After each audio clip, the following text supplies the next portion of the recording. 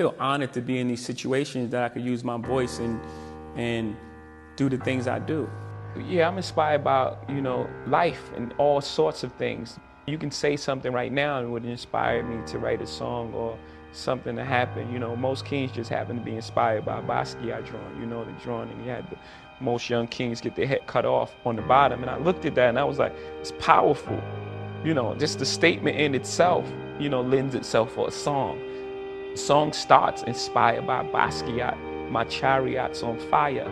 Everybody took shots, hit my body up, I'm tired.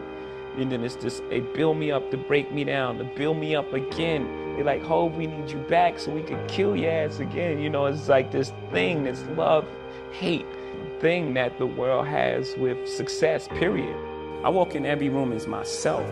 I don't walk in any room as anyone else. I'm not cowering, I'm not speaking soft, my voice doesn't change, it sounds exactly the same way. I'm walking as myself and proud, and I speak for us, and that gives me a joy. I'm honored to be in those rooms, and so yes. It's like, you know, don't listen to anyone. Everybody's scared. You know, everyone tells you how things worked out, but it worked out for you that way. So don't listen to anyone because their experience is unique to who they are. You know what I mean? And then a lot of people will try to put their fears on you. You can't do that. No, you can't do it.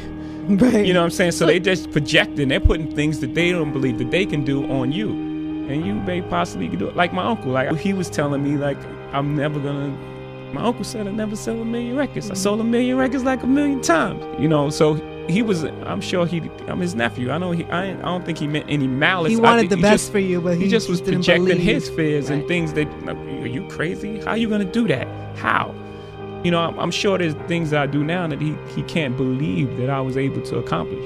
But he couldn't even see it at the time. So he was just projecting, putting his fears on me. So the whole thing is just, you know, and always believe you're great, even before anybody else believes it.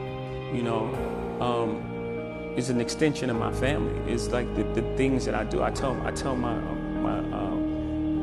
family all the time. I tell my grandmother, my mom, you know, they're proud. They're super proud and strong women, and they won't ask me for anything. And I say, man, you know, there are times where I don't want to get my picture taken, and I want to eat, and you know, paparazzi like take photos in your face and screaming at you and like taking pictures, and you can't take your kid to the park. And I'm like, those are the sort of things that give the reason why I'm okay with it, and why I can cope and live with these things without, you know, much as a complaint. It's the things that it allows me to do, the spaces that it affords me, the rooms I'm allowed to go in as myself.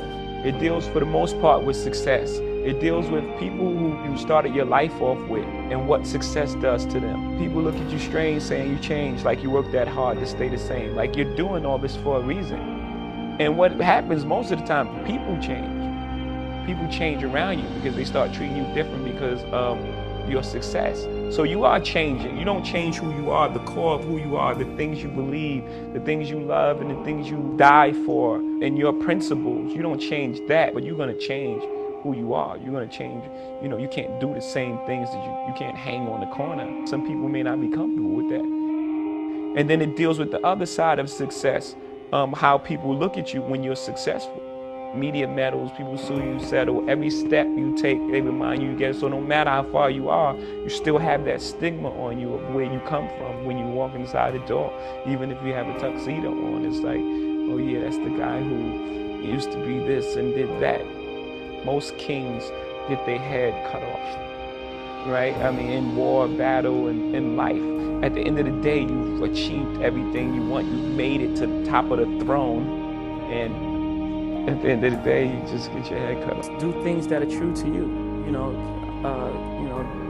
most things that I'm involved with are extension of being creative. You know, Rockaway's a clothing company. You know, it's part of who you are, and hip hop is your attitude and what you're trying to express, how you dress. You know, I love sports growing up. I grew up in a household where sports was on 24/7. So these are all things that are, you know, are comfortable for me. You know, these are things that I like. So I would just say get involved in things that you love, and also have have a standard for yourself and have some sort of integrity and try to, find some sort of truth in what you're doing. What did you learn on the street? Because you talk about being 13 and selling crack. Did that teach you something of how to be a successful businessman, or how we all are all common? all the things that you apply in business. They say that he has great instincts, but on the streets, having great instincts can be the difference between life and death, not just losing a deal. Or incarceration. Or incarceration, which is less than death, right? And and being a person of high integrity, people want to deal with you.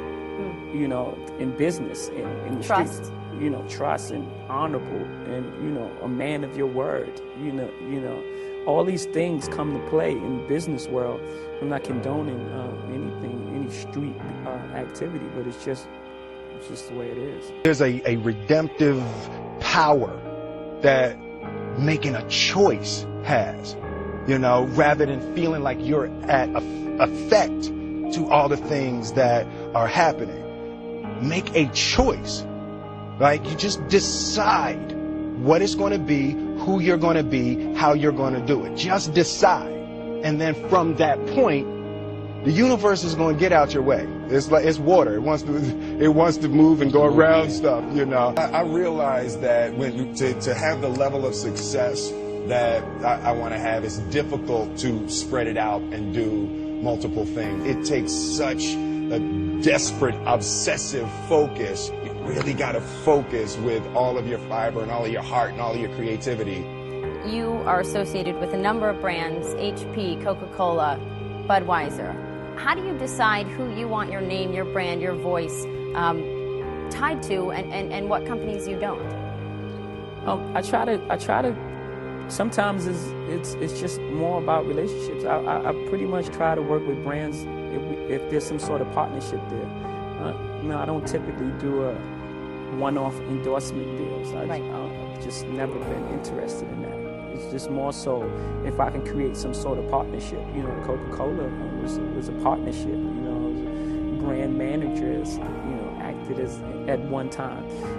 So I pretty much look for partners, as opposed to one-off endorsement deals. Well, yeah, it seems like you insist on some creative control, that you're not willing to just give the Jay-Z brand out or let people buy it from you. Yeah, for me, it's my life. It's who I am as a person. So I can't just let someone have creative control of who I am. Sure.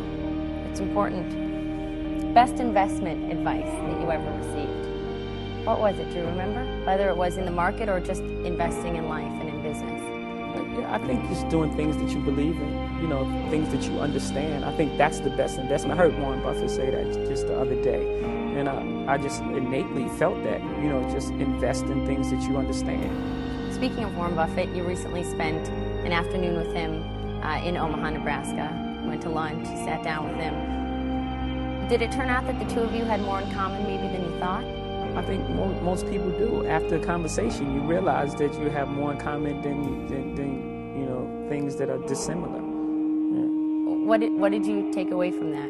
What did you learn from sitting with him, and what do you think he might have gleaned from meeting with you? I don't know. I have no idea on his side. On my side, he's very sharp, and again, he just affirmed to me that instincts is really important in business. I didn't go to any proper business school or any super follow any manuals like the Record Business 101 or anything like that. I just pretty much followed my instincts. And he just reaffirmed that for me, that, your instincts are very important to you. What about what you own? I read that your mother gave you a 3-ring binder, and you would write your lyrics in it as a child, and you'd hide it under your bed so that no one would steal it. Are your words still your most valuable possession? Yeah, because they caused all of this, saved my life, so. Saved your life? Absolutely. Why? Well, the things and activities that I was in, just as a broad statement, everyone says that. If I wouldn't have made it here, I wouldn't be here. But no, really, there was one of my friends who's like a dear friend of mine. We would be together every single day. And if it wasn't for rap, if I wasn't taken away from you know, the place I was. You know, he went to jail for 12 years. And we were together every single day. So I can't even imagine a circumstance where I wouldn't be with him.